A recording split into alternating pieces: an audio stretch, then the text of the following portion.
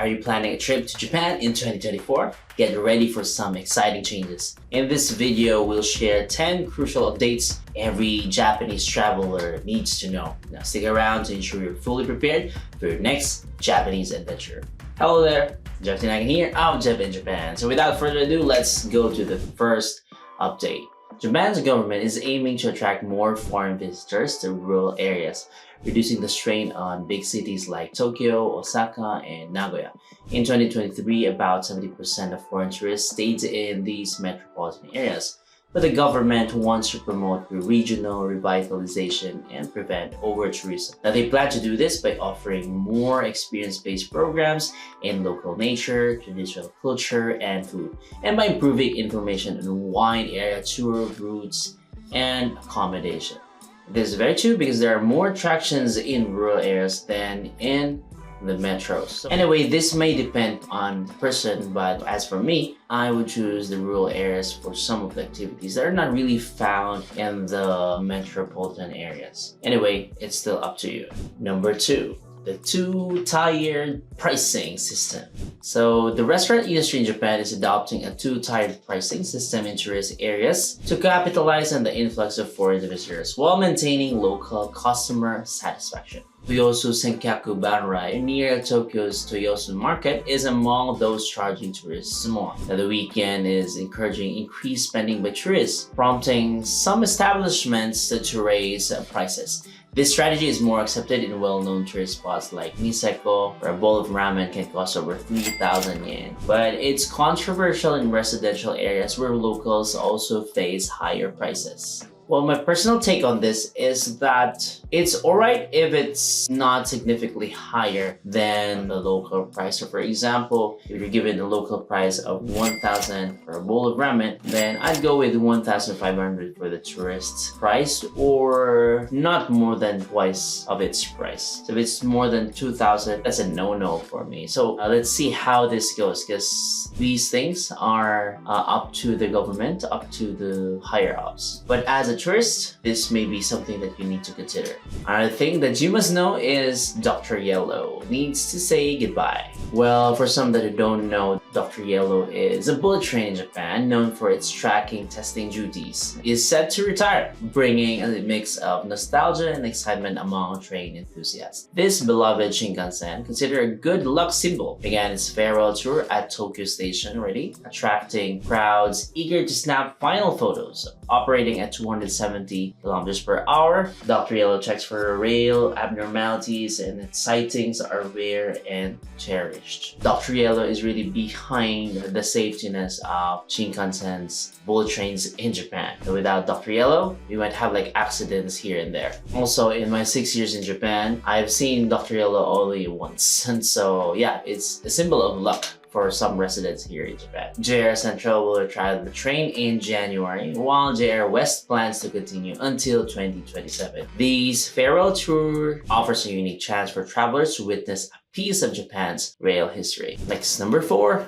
Tokyo finds itself alone in Japan with a low fertility rate. Although some of you know it, but basically the residents are struggling. So maybe a influx of tourists, maybe the solutions here. Maybe you might find a girlfriend, a boyfriend, or maybe you're forever here. Well, let's just see how this goes. Tokyo's fertility rate has dropped below 1.00 for the first time, with 2023 seeing a rate of just 0.99. This makes Tokyo the only prefecture in Japan with such a low rate, prompting officials to take urgent action. The high cost of raising children and trends of marrying later or staying single are key factors. To tackle this, Tokyo is boosting financial support for families and creating more opportunities for singles to meet. Now, the city now offers a monthly allowance for children and has made high school tuition almost free. Well, that's something that I would look forward to because yeah, my baby is still at the hoikuen or the daycare. So hopefully things will get smoother in terms of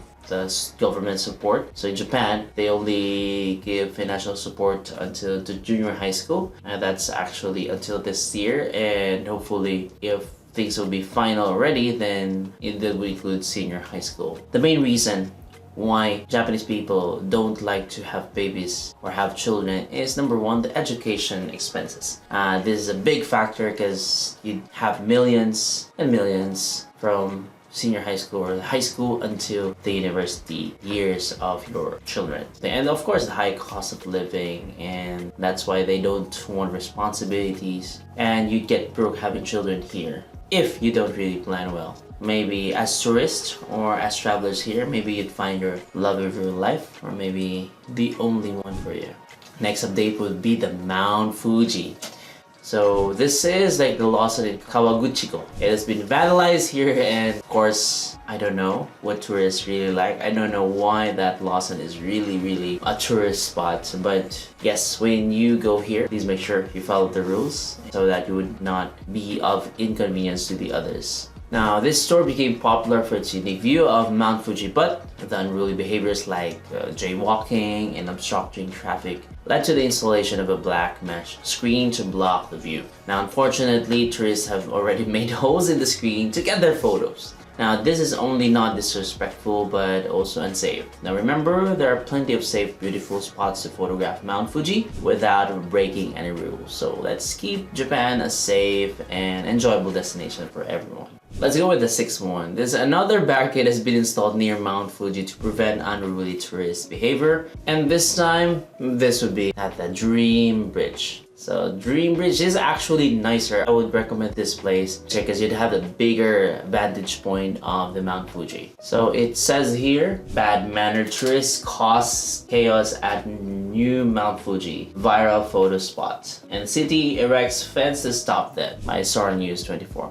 Now, to manage this unruly tourist behavior, Fuji City in Shizuoka has installed a new barrier near the popular Mount Fuji Great Dream Bridge. This follows the Kawaguchiko town in Yamanashi, the one in Lawson. So the bridge is a prime spot for Mount Fuji photos and has seen issues with tourists parking illegally and crossing the motorway unsafely. A temporary 400-meter barricade has been put up to block access to the middle of the road with a permanent 1.8-meter fence planned for July. Now, these measures aim to keep both tourists and locals safe while preserving the scenic spot. Now, this is actually really unsafe when I see the people, crossing the street just to take a picture of it. There's a good spot down below that kind of bridge, but some tourists really stopped at the middle of the highway over there, and has caused some noise to the residents. So just to take note, the residents don't really care about taking pictures, but if you're not following the rules, especially the safety of the others on the road, then that will be something that they really ask the police, ask the government to do something. In future videos, I'm gonna give you the recommended places that you can take good pictures of Mount Fuji. Number 7 would be the hot summer in Japan. Japan is bracing for what could be its hottest year ever. So last year saw record-breaking temperatures, and 2024 is expected to be even warmer. Now, February has already seen unusually high temperatures between 18 to 20 across the country. Now, the ongoing El Nino phenomenon combined with global warming is likely to cause more extreme weather, including a hotter spring and summer. Travelers should prepare for intense heat and take precautions like staying hydrated and seeking shade. Now, if you will be the person that will be traveling until August here this year, then make sure you had the right clothes. I have what to pack videos, and you can check them out so that you'll be guided with this one. But I've seen, even in my home country, we had an earlier summer, but it was really freaking hot. I'm wearing short sleeves right now. If you'll be coming here, stay hydrated. Make sure you have all the things for the summer. Number 8 would be the mayor asks for a $30 Himeji Castle fee for foreigners and $5 for Japanese. Wow. Himeji Castle may soon charge foreign tourists a higher entry fee than Japanese visitors. Now, Mayor Hideyasu Kiyamoto suggested raising the fee for the foreigners to $30, while locals would pay about $5. Well, I don't know if that's fair. Now, currently, everyone aged 18 or older pays 1,000 yen. The change aims to help cover the high maintenance costs of the World Cultural Heritage Site. The city is still discussing the exact fees, with potential changes coming as as early as fiscal 2025. Yeah, as I mentioned in the previous update, I am against a two-tiered pricing system if it's too much higher than the local price. So in that case, like $5 versus $30, it just doesn't make sense. But anyway, we'll see. Number 9 would be good for the cyclist or the bikers. JR East has started a year-round cycle train service on the JR Joban line between Ueno Station in Tokyo and Chishura Station in Ibaraki. Now, cyclists can now bring their unbagged bikes on weekend and holiday trains for free. Now, this service, which started last year as a trial, meets a growing demand for cyclists. Trains with the service leave Ueno at 7:02 a.m. and 7:53 a.m. and return from to Chiura at 5 p.m. and 5:28 p.m. with each car able to hold up to 5 bikes. Now, Chiura Station has facilities for cyclists, making it a great spot for day trips. Again, no additional fee is necessary for the service. This is really nice if you want to connect all your travels with just like a bicycle.